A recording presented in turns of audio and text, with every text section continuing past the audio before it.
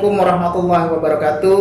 Berjumpa kembali bersama saya Yusni Nurdani dalam acara talk show atau ngobrol santai bersama tokoh-tokoh di Depok. Alhamdulillah hari ini kita berhasil mengundang salah satu tokoh yang cukup populer, cukup bernuansa dan cukup milenial, yaitu salah satu tokoh muda. Hari ini kita mengundang Pak Iwan Setiawan ya. Terima kasih. Assalamualaikum Bang Iwan. Waalaikumsalam. Bagaimana kabarnya? Alhamdulillah baik. Jadi Bang Iwan ini kita sering dengar namanya di Kota Depok ini, juga sering lihat gambarnya dari baliho, terus dari beredar di grup-grup WhatsApp. Jadi alhamdulillah hari ini kita berhasil mengundang Bang Iwan ini. Nah, Bang Iwan, kita hari ini pengen ngobrol santai nih Bang dalam acara hari ini. Nah, kita pengen kenal dulu nih Bang Iwan nih, kan kita cuma kenal dari baliho, dari gambar-gambar, terus dari nama, bahkan udah santer juga nih. Nah, kira-kira boleh deh Bang perkenalin sama teman-teman kita nih, khususnya juga teman-teman milenial, apalagi Bang Iwan kan terkenal tokoh muda nih. Silakan Bang Iwan. Assalamualaikum warahmatullahi wabarakatuh. Waalaikumsalam. Nah, terima kasih Bung Yusni sudah mengundang kami di sini. Singkat saja, nama saya Iwan Setiawan. Lahir saya di kota kelahiran saya di sini di Depok. Saya hari ini aktif di Partai Kebangkitan Bangsa. Alhamdulillah saya dipercaya sebagai sekretaris DPC PKB. Mungkin di antara parpol-parpol yang lain mungkin saya salah satu yang muda mungkin di salah satu pimpinan di partai politik. Selain itu dulu saya lama berorganisasi di organisasi kemahasiswaan di Pergerakan Mahasiswa Islam Indonesia, pernah mengalami sebagai ketua umum PMI Jawa Barat pada waktu itu. Mungkin itu singkat saya, sekaligus saya juga sekarang masih menjabat sebagai ketua RW di 25, mungkin RW di Bakti Jaya, mungkin itu juga salah satu RW yang muda juga mungkin di RW yang muda, berarti di partai muda, di RW muda ya kan. Terus aktif juga di dulu organisasi ya Bang, organisasi mahasiswaan. Nah itu kita sekarang udah kenal nih Bang Iwan nih, berarti memang udah lama sih Bang kita nih denger nama Bang Iwan nih, tokoh muda terus aktif. Nah ini kan juga saya baru kenalan ya Bang Iwan nih. Alhamdulillah dapat, mudah-mudahan kita dapat berkahnya nih Bang kenalan Bang. Nah kan tadi denger Bang Iwan ini lahir di Depok, sekarang tinggal di Depok juga pastinya kan, karena nyalek di Depok ya. Nah kita pengen tahu nih Bang, pengalaman Bang Iwan selama tinggal di Depok ini. Ya, setahu saya sebagai warga Depok, tinggal di Depok dan merasakan keadaan di Depok. Depok ini ibarat jadi kota sejuta mimpi. Jadi begitu banyak orang tinggal di Depok, bermimpi untuk mendapatkan kesuksesan, tapi persoalannya untuk membangun kota Depoknya sampai hari ini belum terasa jauh. Karena menurut saya saya sebagai pribumi ya, lahir di sini, Depok tempat tinggal yang paling enak, tidur, menikmati hidup tinggal di Depok, walaupun mereka bercita-cita dan kebanyakan aktivitas masyarakat sekarang ya yang saya lihat itu banyak di nasional atau di Jakarta, toko-toko dan segala macam Jakarta. Akhirnya karena kota yang hanya untuk mimpi belum menjadi kenyataan. Seperti itu yang saya lihat, yang saya rasakan. Karena semenjak reformasi dan begitu juga di samping kanan kiri tetangga kota Depok ini, kita secara infrastruktur, pembangunan, sumber daya manusia ini juga. Tapi masyarakatnya saya lihat luar biasa menikmati kota ini, menikmati kota ini dan bahkan sampai bermimpi di kota ini menuju kesuksesan. Nggak ada toko apa yang tidak ada di Depok. Hampir ada semuanya. Saya baru dengar ya Bang. Ya, toko seniman ada W.S. Rendra, ada Iwan Fals, ada tokoh-tokoh pemuka agama, ada Kiai Haji Hashim Mujadi almarhum tinggal di kota Depok. Terus juga para politisi nasional banyak banget di Depok ini, tinggal di Depok. Terus para mungkin para ekonom atau mereka yang berkarir di dunia ekonomi juga banyak juga di Depok. Bahkan artis mungkin ya, bagian besar juga ada Ayu Ting Ting dan yang lainnya lah ya. Jadi banyak kerja di Jakarta di mana tapi senang tinggal di Depok. Senang tinggal di Depok. Kalau saya dulu menganggap Depok ini ya kota tempat tinggal. Kalau sekarang kan dengar-dengar katanya kota religius kayak gitu ya. Kota religius Katanya sekarang kota religius, tapi saya nggak tahu tingkat religiusnya di mana. Yang saya tahu kota tempat tinggal itu ya di Depok paling indah. Oke. Nah berarti kalau dengar cerita Bang Iwan nih, kota Depok itu pokoknya enak gitu didengarnya ya. Itu enak tempat tinggal, terus banyak tokoh-tokoh tinggal di Depok. Memang ada sebuah kenyamanan tersendiri tinggal di Depok. Nah kalau Bang Iwan ini kan memang asli Depok nih, Betul. dari awal sampai sekarang nih Bang Iwan ini tinggal di Depok itu ngerasain gimana Bang? Depok ada perubahan ya? Saya ambil contoh nih Bang, Margonda itu kalau cerita pembangunan ya, itu dari arah Selamat Datang Kota Depok, begitu sampai ke lampu merah tuh, itu megah banget. Ya. Nah begitu ke sana itu kok Jauh. mulai agak sepi, mulai agak mulai agak merosot. Nah apalagi makin setelah lampu merah berikutnya itu makin ke sana tuh kayak jangan-jangan orang nggak tahu kalau itu Depok gitu kan. Nah kalau menurut Bang Iwan sendiri gimana nih dari infrastruktur, terus juga dari apalagi tadi cerita tentang kota religius ya. Tapi saya pengalaman saya nih Bang nih, mudah-mudahan nih Bang Iwan bisa kasih sebagai orang Depok asli terus juga tokoh muda, benar kota religius karena saya belum melihat banyak seperti sekolah-sekolah negeri seperti Madrasah Ibtidaiyah misalnya, terus Sanawiyah, Aliyah. Nah itu gimana tuh Bang Iwan tuh? Mungkin bisa kasih sedikit pencerahan nih buat kita nih. Ya yang pertama tadi tentang masalah infrastruktur atau keadaan pembangunan di Kota Depok. Saya katakan kota sejuta mimpi. Dulu tempat orang tinggal, yang orang bergeser dari Jakarta tinggal di Depok menikmati. Tapi 15 tahun ke belakang ini saya melihat memang ini melenceng dari film project pembangunan Kota Depok. Atau blueprintnya Kota Depok. Karena saya ingat misalnya wali kota pertama itu Pak Badrul Kamal waktu itu membebaskan di mana ada hutan atau belantara di Kota Depok, misalnya di GDC yang sekarang kita kenal itu terjadi. Terus dulu juga Juanda yang itu Pak Badrul Kamal ya? Ya, setahu saya dulu, tahu saya sebagai warga Depok itu Pak Badrul Kamal dulu. Bukan yang sekarang ini wali kota sekarang ya, bukan ya ternyata ya? Ya, mohon maaf, setahu saya dulu yang terkenal membabat alas dan segala macam wali kota pertama waktu itu ya, yang saya tahu itu. Tapi pasca kesini, lalu Depok menjadi karena menikmati begitu enaknya orang tinggal, Kota Depok hanya menjadi kota tempat tinggal atau kota properti masyarakat tinggal kerja di Jakarta, tapi tidak mengikuti aturan pembangunan yang menurut saya ya jadi jomplang. Misalnya jalan protokolnya yang disebut tadi Margonda, Bung Yusni Margonda itu misalnya, itu cuma semargondanya. Iya benar. Kan harusnya setelah itu ada lanjutan dong, gitu dong. Alun-alun Kota Depok juga baru kemarin, dan itu juga tempatnya menurut saya juga nggak tahu kenapa harus tempatnya agak di ujung dekat perbatasan Kabupaten Bogor. Alun-alun di mana setahu saya alun-alun itu kan harusnya adanya di tengah kota. Apa itu tidak terpikirkan 15 tahun yang lalu. Ini jangan-jangan ada kesalahan blueprint Kota Depok yang sudah dibangun. Kan biasanya setiap pemimpin itu terpilih pertama pasti ada RJPM atau rancangan pembangunan tingkat panjang kan, kayak gitu ya. Nah, saya ngeliat nggak ada. Yang akhirnya hari ini menjadi kota yang dalam tanda kutip sumpek, kota yang tadi saya katakan kota sejuta mimpi, akhirnya hanya mimpi, nggak pernah terbeli gitu mimpinya. Kalau kata lagu Iwan Fals, mimpi yang tidak terbeli. Mimpi yang tidak terbeli. Jadi kotanya sumpek, kotanya udah penuh, pembangunan sudah padat.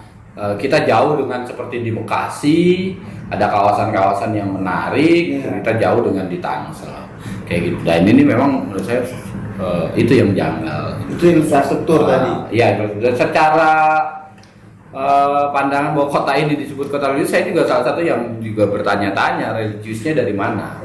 Mungkin kalau dulu bahwa kota Depok kotanya Betawi Depok disebutnya gitu ya, religius lah, masyarakatnya banyak yang anak-anak ngaji, majlis taklim, ke guru ngaji lekar, terus sekolah di madrasah. Saya juga lulusan madrasah, madrasah ibtidaiyah saya sekolah.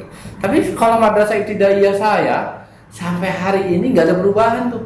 Minimal sisi dari infrastruktur madrasah kayak nggak diperhatikan sama pemerintah dan lain-lain. Dan saya dengar juga belum ada madrasah negeri, misalnya MAN negeri di sini nggak ada, kayak gitu. Malah sekolah-sekolah dasar yang terpadu dan yang lain yang itu yang besar, padahal basic religiusnya di situ dulu, di madrasah ibtidaiyah, di madrasah sanawiyah, di madrasah aliyah, basic. Malah kok sekarang jadi kota religius di mana? Padahal keadaannya masyarakat Depok hari ini pelecehan seksual terhadap perempuan meningkat.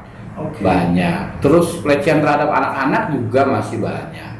Saya membayangkan kota saya, kemarin saya jalan-jalan ke Margonda di musim corona seperti ini dan sebelum corona itu ada anak-anak kecil yang pakai silver itu, pakai Silverman. Iya. Itu kan juga pelecehan menurut saya kepada anak-anak sebenarnya. Anak-anak seumuran yang belum waktunya bekerja, mereka bekerja di situ. Kemana pemimpin kita? Pemimpin kota Depok ini kemana? Disebut sebagai kota layak anak, selain kota religius, kota layak anak. Ya, anak-anaknya begitu. Anak-anaknya masih banyak yang di jalanan minta-minta pakai cat silver seperti itu. Cuma anomali sekali. Saya ada anak nih, punya 2 anak nih, alhamdulillah. Nah sekarang lagi nyari SD nih. Nah kita kan namanya sama istri itu kan pengen cari sekolah Islam nih. Banyak bang sekolah Islam. Ya. Cuma ya itu memang berkembang mau sekolah Islam di Depok, SD Islam yang berbasis Islam, cuma memang agak lumayan lah itunya dan lain segala macam. Tapi saya menarik itu memang harusnya ada berarti ya sekolah berbasis Islam tapi yang dikelola oleh pemerintah, dalam kutip ini sekolah negeri lah, madrasah ibtidaiyah negeri, sanawiyah negeri. Itu bisa sebenarnya untuk pemerintah daerah itu perbanyak, itu sebenarnya bisa ya bang? Ya harus bisa, karena di Bekasi kalau kita lihat kota Bekasi, madrasah ibtidaiyahnya, madrasah negeri misalnya MTS negeri dan aliyah negerinya beda, lebih banyak maksudnya ada. Di Tangerang Selatan juga lebih. Kita cuma satu yang saya dengar itu, madrasah sanawiyah negeri itu. Ada itu posisinya tempatnya juga udah perbatasan Bogor di daerah Cilodong. Itu menurut saya, ya saya melihat religiusnya di mana. Oh, ini kan sebagai warga Depok nih, tadi kita dapat banyak ilmu nih dari Bang Iwan nih, banyak dapat masukan. Nah ini kan bentar lagi ada pilkada nih Bang. Pemilihan wali kota dan wakil wali kota Depok. Bang Iwan ngikutin nggak? Sekretaris partai pastinya terlibat di proses pilkada ini. Nah itu kan tadi kita bicara tuh Bang tentang infrastruktur, kita bicara tentang berbagai macam masalah sampai dari sekolah sampai ke pelecehan seksual dan lain-lain. Ini kan pasti nggak luput dari masalah kepemimpinan, Bang. Betul. Benar ya? Betul. Nah kita juga berharap nih sebagai warga Depok kita punya pemimpin yang bisa merapihkan yang tidak rapi. Terus istilahnya meluruskan yang tidak lurus. Dan kita membuat Depok ini warganya semua sejahtera dan bahagia, aman dan nyaman. Amin. Nah, benar ya Bang Latif? Harusnya begitu. Ya, ngikutin nih pilkada ini. Nah, Bang Iwan nih sebagai tokoh muda nih, tahu nggak tokohnya siapa aja nih Bang? Ada calonnya siapa yang untuk pemilihan wali kota nih Bang? Ya kalau ada saya, berapa calonnya nih Bang? Ya kalau saya sebagai tokoh muda yang juga sekarang udah terjun di politik, yang saya tahu cuma satu tokoh muda. Kalau ngomongin tokoh muda politik, cuma Bang Pradi. Taruh nih Bang, tapi kan calonnya ada 2 nih. Ya kan saya kan tadi nanyanya tokoh muda. Kalau kalau nanya tokoh muda cuma satu, Bang Pradi. Berarti tadi ada calon satu nih. Ini setahu saya kemarin baca-baca nih Bang, Bang Pradi Supriyatna sama Ibu Afifah Alia. Yang kedua ini wali kota sekarang nih Bang, Pak Idris Somad sama wakilnya Pak Imam Budiartono. Saya belum kenal nih Bang. Nah kalau yang memang kedua calon ini Pak Pradi ini sekarang wakil wali kota, benar ya Bang? Wakil wali kota sekarang nih sama Pak Idris udah kenal nih. Nah tadi nyebut tokoh muda. Nah di antara 2 ini nih Bang, siapa nih Bang yang mewakilkan semua masalah kita kira-kira bisa diatasi sama siapa nih Bang? Ya bicara muda ada Pak Pradi dan ada Pak Imam. Kalau bicara kepentingannya adalah kita mencari sosok muda, cari sosok muda yang lebih berpengalaman. Nah, sosok muda yang lebih pengalaman menurut saya dan juga hasil diskusi dan riset di partai politik saya di partai PKB ya Pak Pradi atau Bang Pradi. Karena dia udah wakil muda lagi. Ya kalau wakilnya Pak Idris kan belum punya pengalaman jadi. Saya juga baru dengar Bang nama itu. Itu maksudnya. Jadi kalau saya pilihannya ke situ ke Pak Pradi yang sudah punya pengalaman dan juga sosok muda. Dan saya tahu track record dia adalah orang yang ulet dan tidak baperan. Maksudnya dia juga sudah beberapa kali yang saya dengar juga kan di kancah dunia politik, pernah mencalonkan legislatif, pernah juga dulu mencalonkan sebagai wakil wali kota juga, lalu mencalonkan, intinya udah tangguh lah, pengalamannya sudah segudang. Nama Bang Pradi ini dari tahun 2008 kalau nggak salah, 2009 2010 udah terdengar, bahkan mungkin di tahun 2005 awal pemilu kada secara umum terbuka secara langsung nama Pak Pradi itu udah terdengar. Cuma waktu itu mungkin dia belum mencalonkan. Tapi pasca itu 2010 dia sudah mulai mencalonkan, namanya sudah terdengar. Seperti itu. Jadi memang kayaknya Bang Pradi ini dengar cerita Bang Iwan nih, kayaknya lebih Bang Pradi nih Bang ya. Iya udah, kalau itu udah jatuhnya udah ke situ karena partai kami, partai PKB yang selain partai para kiai, partai yang berbasis agama di bawah naungan organisasi besar yang bernama Nahdlatul Ulama. Jadi saya ini partai yang dilahirkan dari rahim Nahdlatul Ulama. Basis kami adalah di para kiai, tapi juga hari ini menjadi partai milenial. Partai milenial. Jadi ini Bang yang penting karena gini, ada memang saya suka diskusi sama teman-teman ya, dan memang kebanyakan teman-teman juga yang mohon maaf memang seperti tidak terlalu peduli lah dengan masalah-masalah yang terjadi dengan perpolitikan kita, khususnya juga di Depok. Nah kita juga Bang tapi bukan berarti kita tidak peduli, tapi kita cinta Indonesia gitu. Betul. Kita tetap cinta Depok. Nah kadang-kadang Bang yang pengalaman kita itu adalah janji manis Bang. Nah ini yang selalu tercap sama kita nih. Jadi sebelum jadi nih datang memberikan berbagai macam janji manis ya kan, nanti begini. Ya kita sudah lelah lah dibohongi janji itu gitu. Nah makanya ini sekalian ketemu Bang Iwan nih, kita minta arahan juga nih Bang. Maksudnya kira-kira Bang Iwan kan aktif nih di Depok, berarti kan tapi kenal juga dengan Bang Pradi, pasti kenal juga misalnya dengan Pak Idris kan. Nah, kira-kira kita pilihan yang tepat ini tadi kan yang Bang Iwan bilang untuk para milenial ini gimana nih Bang? Apakah takutnya nih Bang? Ya maaf ya Bang, janji-janji manis lagi nih dari teman-teman kan. Kita jadi males nanti milih gitu Bang. Saya pilih Bang Pradi yang pertama program dan selain tadi track record dia yang sudah mumpuni ya sebagai tokoh muda dan juga tokoh muda yang bukan karbitan. Ada loh tokoh muda tapi karbitan kan ada yang begitu. Nah dia tokoh muda yang memang berproses dan tidak sebentar dan cukup lama. Yang kedua pilihan kita ke beliau. Memang partai kami sudah juga pilihannya ke beliau, ke Bang Pradi ini kita lihat dari visi misi dan program unggulannya gitu. Dan ini mengena terhadap masyarakat secara utuh, juga mengena kepada kaum milenial hari ini yang menurut saya tidak terlalu menikmati di kota yang ya udah tertinggal jauh lah sama tetangganya, misalnya sama Tangsel, sama Kota Bekasi, dan tertinggal jauh. Contoh salah satunya misalnya bicara tentang untuk masyarakat umum berobat gratis cukup menggunakan IKTP. Ya. Rasional nggak? Rasional. Terus nanti kata Bung Yusni itu biasanya janji-janji aja. Saya meyakinkan lebih dari 80% masyarakat kota Depok itu udah rasional dan bisa mengkritisi kalau seandainya itu janji itu menjadi janji manis.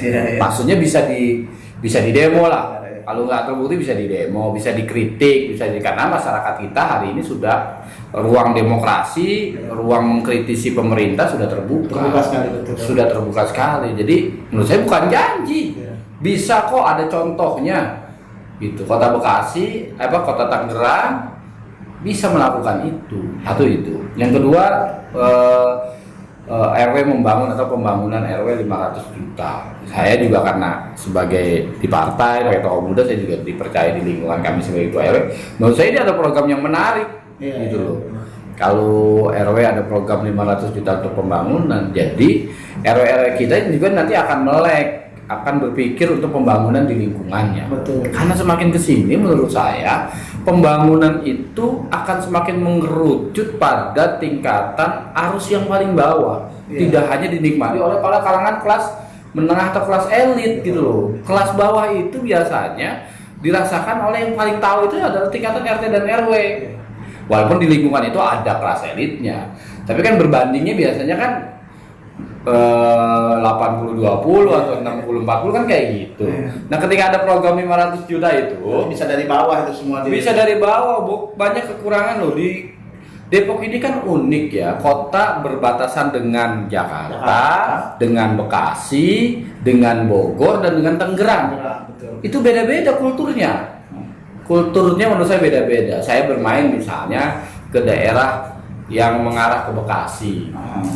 Kultur antara masyarakat di Depok di lingkungan itu dengan di Kota Bekasi, waduh jauh banget kalau kita ngelihat di Margonda misalnya.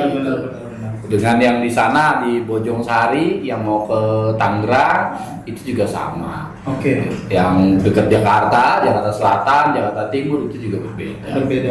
Nah, ini harus ada pemimpin yang punya kepemimpinan yang secara komprehensif yang bisa mengintegrasikan kota Depok menjadi kota yang integral dengan tadi kota-kota tadi atau daerah-daerah tadi. Yang paling utama misalnya berintegrasi dengan juga Jakarta. Kalau nggak begitu, ya kita ketinggalan menjadi kota yang dekat, punya kampus UI. Dengar-dengar mau ada UII internasional. Iya, sedang mau dibangun. Lalu tapi kenyataan masyarakatnya ya bukan biasa-biasa saja, bahkan kita ketinggal jauh. Itu karena dengar banyak uang negara, uang pemerintah kita juga yang tidak terpakai. Nggak terpakai kan sayang banget. APBD kita silvanya kan lumayan banyak. Ya itu tidak digunakan. Ya kalau silva berarti nggak terserap berarti kan. Nah, terus sedikit mau pertanyaan nih Bang. Kan kayaknya nih kalau dengan cerita Bang Iwan nih udah kenal banget nih kayak Bang Pradi nih. Itu masalah nih kayak kita nih ada beberapa anak muda nih Bang. Satu sih sebenarnya pertanyaan tuh, ada sport center nggak Bang? Ada di dalam program unggulan, di turunan program yang kita tahu salah satu sport center. Yang kedua adalah ini kota udah 20 tahun ya, bukan 15 tahun. Ya mungkin setelah itu kota pertamanya kan jadi wali kota pertama itu 5 tahun ya. Setelah itu 15 tahun ke sini nggak ada gedung kesenian. Iya, itu makanya saya mau tanya juga tuh setelah sport center, gedung kesenian itu gimana tuh? Kesenian di mana-mana, kota kecil semua di Majalengka. Saya pernah jadi ketua umum PMI di Majalengka, di daerah-daerah kayak di Garut, kota-kota yang jauh dari Jakarta, dari ibu kota kita. Namanya gedung kesenian itu penting karena orang mencurahkan terhadap daya nilai seni atau kreativitasnya itu di situ. Depok nggak ada. Padahal ada W.S. Rendra, Iwan Seniman, ada Iwan Fals, Roma Irama dan segala macam. Loh, ini pemerintah kemana aja? Atau memang ya itu saya bilang kota sejuta mimpi. Kota ini hanya untuk tidur, hanya untuk tidur, hanya untuk bermimpi, bukan untuk diterapkan secara ini. Nah, menurut saya hari ini udah saatnya ada perubahan. Ada perubahan, bangun dari tidur. Mimpinya, menurut saya mimpinya sudah banyak lah. Paling dekat kita ngelihat Jakarta lah. Dipimpin sama Pak Jokowi kemarin, perubahan Jakarta itu dahsyat, terutama infrastruktur. Itu kita lihat juga Surabaya udah gampang diakses hari ini, media sosial, media lain, televisi dan segala macam, kita bisa melihat secara langsung, bisa melihat secara dekat walaupun jaraknya jauh. Misalnya kota Surabaya, lihat lagi kota Bandung dipimpin Pak Ridwan Kamil sebelumnya. Loh, Depok nih harusnya bisa seperti itu kan, juga berdekatan dengan Jakarta. Mungkin tokohnya benar kata Bang Iwan, harus tokoh muda sekarang. Ya, tokoh muda yang punya pemikiran komprehensif, menyeluruh, tidak sektor, pemimpinan yang sempit, pemimpinan yang hanya mikirin untuk kepentingan satu golongan. Kalau pemimpinan yang punya kepemimpinan yang karena ini kan kota yang beraneka ragam. Bhinneka Tunggal Ikanya sangat luar biasa di sini.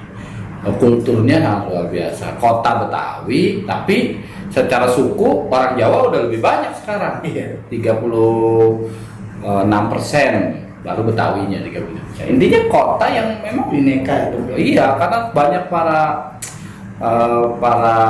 pendatang berkarir di Jakarta, bertempat tinggal Di Depok. Nah, nggak bisa disalahkan. Oh, masyarakatnya nggak mau membangun ya, Bu. Pembangunan tanggung jawab pemerintah kok, Iya. tanggung jawab pemimpin. Masyarakatnya akan ngikutin.